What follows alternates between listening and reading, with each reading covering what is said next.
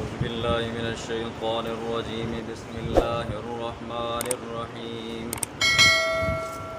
تلك الرسل فضلنا بعضهم على بعض منهم من كلم الله ورفع بعضهم درجات وآتينا عيسى ابن مريم البينات وأيدناه بروح القدس ولو شاء الله ما اقتتل الذين من بعد ما جاءتهم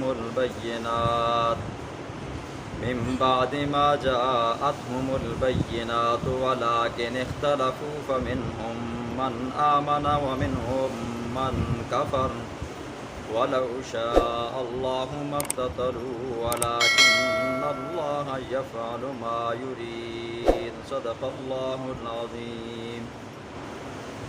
ماقبل درسوں میں آپ نے سنا اللہ رب العزت نے بنی اسرائیل کے حال و احوال اور واقعات کو بیان فرمایا۔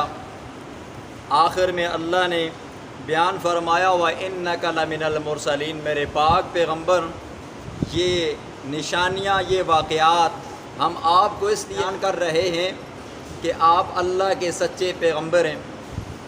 آج اللہ رب العزت اپنے پیغمبر کی اور باقی انبیاء کی رسالت کا بیان فرمائیں گے۔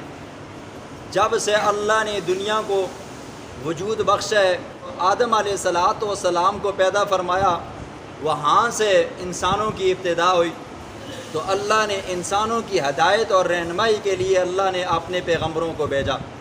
اب اللہ نے 1,24,000 کم و بیش انبیاء کو بھیجا، تو ان انبیاء میں سے بعضوں کو اللہ نے فضیلت بخشی ہے۔ تمام کے تمام پیغمبر انسانوں سے اعلیٰ و ارفع ہیں، اور ان پیغمبروں میں سے پھر 5 پیغمبر ایسے ہیں جن کو اللہ نے اولو العزم کہا ہے۔ ان میں سے آتے ہیں جناب ابراہیم خلیل اللہ، دوسرے نمبر پہ آتے ہیں حضرت موسیٰ کلیم اللہ، اور تیسرے نمبر پہ آتے ہیں حضرت عیسیٰ روح اللہ، چوتھے نمبر پہ آتے ہیں حضرت نوح علیہ السلام، اور 5ویں نمبر پہ آتے ہیں جناب محمد رسول اللہ صلی اللہ علیہ وسلم۔ اب ان 5 میں سے اللہ نے اپنے پیغمبر کو اور یہ شان عطا فرمائی ہیں۔ اللہ نے اپنے پیغمبر کو مقام محمود عطا فرمایا ہے۔ اللہ نے اپنے پیغمبر کو شفاعت کبریٰ کا حق بھی عطا فرمایا ہے۔ جب ہر بندہ نفس و نفسی کے عالم میں ہوگا، ہر پیغمبر پریشانی کے عالم میں ہوگا، ہر امت پریشانی کے عالم میں ہوگی، تو اللہ نے اپنے پیغمبر کو ایک ایسا حق بھی عطا فرمایا ہے۔ جناب محمد رسول اللہ صلی اللہ علیہ وسلم اللہ کے ہاں سجدہ رکھیں گے، اور سجدے کے اندر اللہ کی حمد بیان فرمائیں گے، تو اللہ اپنے پیغمبر کو فرمائیں گے ارفع رأسک یا محمد اپنے سر کو اٹھائیے، سل تعطیٰ، مانگیے، کیا آپ مانگنا چاہتے ہیں میں تمہیں عطا کروں گا۔ وہاں پر اللہ کے پیغمبر فرمائیں گے اے اللہ سخت گرمی ہے، ہر بندہ نفس و نفسی کا عالم میں کا شکار ہے، اللہ جی آپ حساب کتاب شروع کر دیں۔ اسی طرح اللہ نے اپنے پیغمبر کو حوض کوثر عطا فرمایا ہے۔ حوض کوثر کے بارے میں آتا ہے کہ وہ ایسا پانی ہے جو ایک مرتبہ پی لے گا اس کو کبھی پیاس نہیں لگے گی۔ اسی طرح اللہ نے اپنے پیغمبر کو کتاب بھی وہ عطا فرمائی ہے جو ساری کتابوں کی کیا ہے جی سردار ہے۔ اسی طرح اللہ نے اپنے پیغمبر کو امت بھی وہ عطا فرمائی ہے جو کیا ہے جی تمام امتوں سے اعلیٰ و ارفع ہے۔ اللہ نے اپنے پیغمبر کو بڑے درجات بلند فرمائے ہیں۔ تو اللہ رب العزت بیان فرماتے ہیں جو رسول، جو پیغمبر ہم نے بھیجے ہیں، ان میں سے بعض رسول ایسے ہیں جن کو کیا ہے جی ہم نے دوسرے رسولوں کے اوپر فضیلت بخشی ہے۔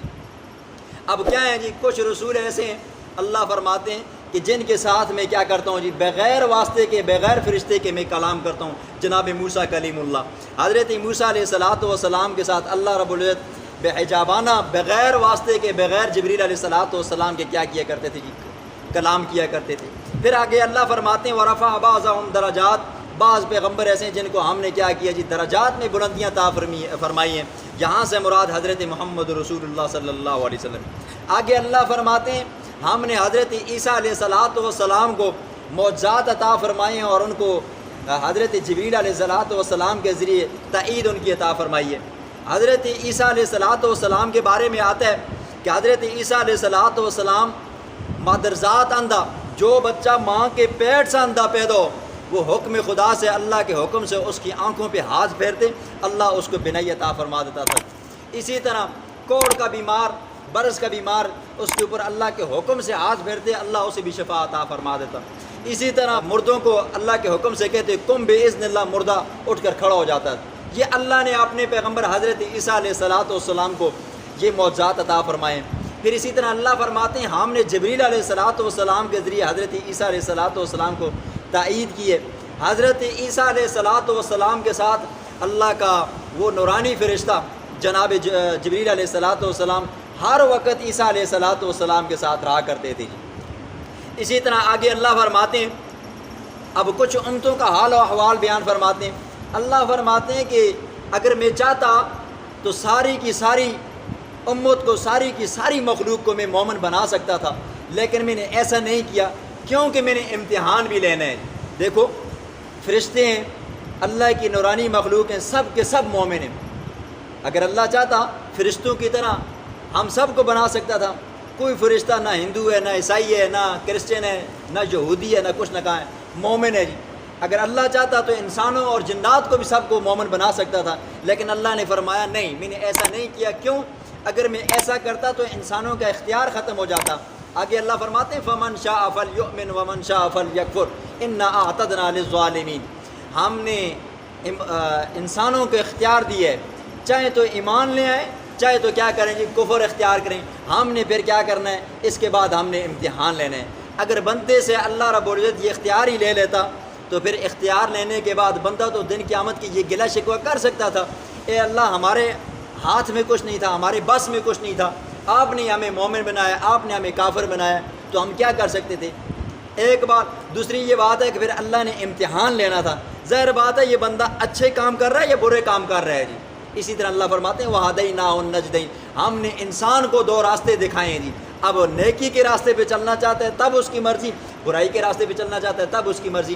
ہاں، بندوں کی رہنمائی کے لیے میں نے پیغمبر بھیجے ہیں، جو پیغمبروں نے احکامات بیان کیے، عقائد بیان کیے۔ اگر ان احکامات اور ان عقائد پر چلیں گے تو دن قیامت کے وہ خوشی خوشی کے ساتھ جنت میں جائیں گے، نہیں تو ان کے لیے جہنم میں نے تیار کر رکھی ہوئی ہے۔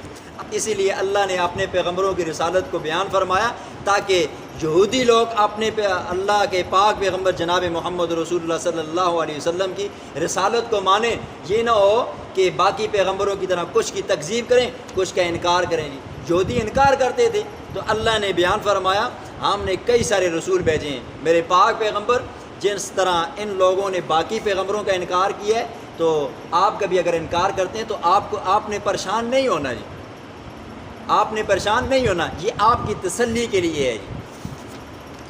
بسم اللہ الرحمن الرحیم تلک الرسل فضلنا بعضهم علی بعض، ان رسولوں میں سے بعض رسولوں کو ہم نے فضیلت دی ہے بعض پر، منہم ان رسولوں میں سے بعض ایسے ہیں من کلم اللہ، جن کے ساتھ اللہ نے بات کی ہے بغیر واسطے کے، ورفع بعضهم درجات، اور بعض ایسے ہیں جن کے درجات کو بلند فرمایا ہے، وَآتَيْنَا عِيسَى ابْنَ مَرْيَمَ الْبَيِّنَاتِ، اور ہم نے دی ہیں عیسیٰ بن مریم کو البینات، واضح نشانیاں۔